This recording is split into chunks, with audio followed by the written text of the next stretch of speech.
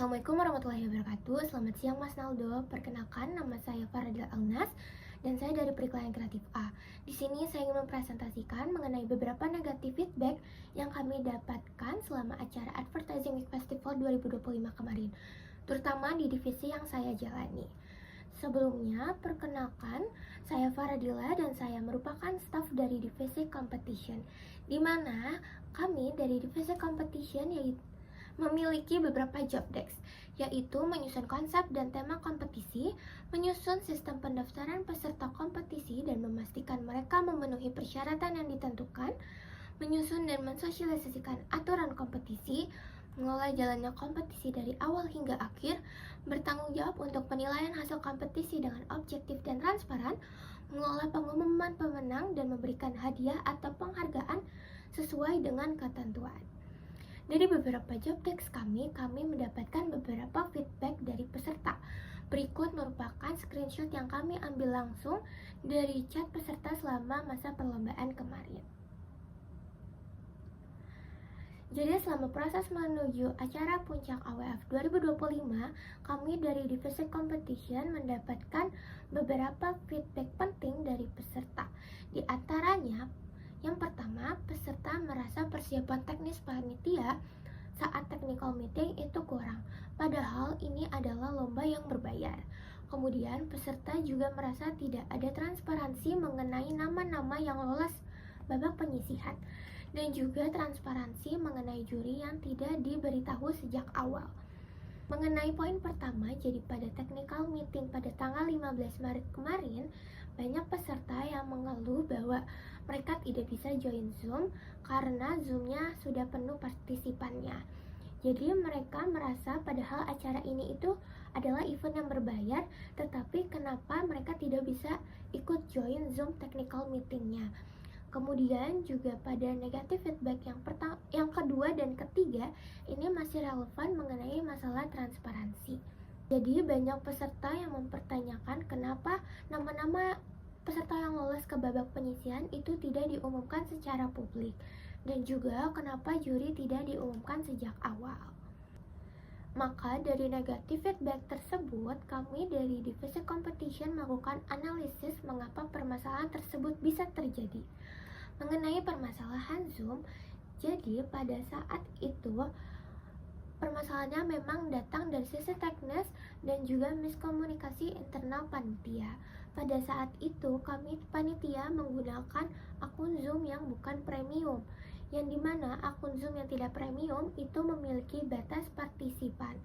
Sementara partisipan atau peserta lomba pada tahun ini lumayan cukup banyak, dan hal ini tidak kami divisi competition antisipasi, sehingga pada hari itu Zoom-nya overload dan kami panitia juga tidak menyediakan platform backup-an jika sewaktu-waktu terjadi overload.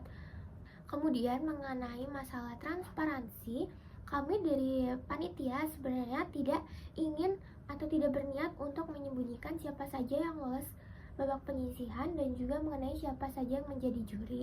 Mengenai hal ini, mengenai sistem seleksi dan juga pengumuman juri, kami dari divisi competition melakukan kebijakan internal AWF yang sudah dilaksanakan dari tahun-tahun sebelumnya, di mana mengenai siapa saja peserta yang lolos ke babak penyisihan itu memang tidak kami umumkan secara publik, tetapi akan kami beritahu secara private melalui email kepada pihak-pihak bersangkutan atau pihak-pihak yang lolos ke babak selanjutnya.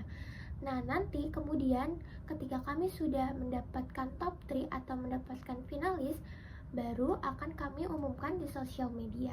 Kemudian begitupun mengenai juri. Kami memang memiliki prosedur bahwa juri akan kami umumkan H-1 sebelum final. Tentunya hal ini kami lakukan karena kami memiliki tujuan agar proses penilaian bisa berjalan lebih objektif dan tanpa tekanan dari luar. Serta kami juga menghindari potensi terjadinya bias yang bisa saja terjadi kalau peserta itu tahu siapa jurinya sejak awal.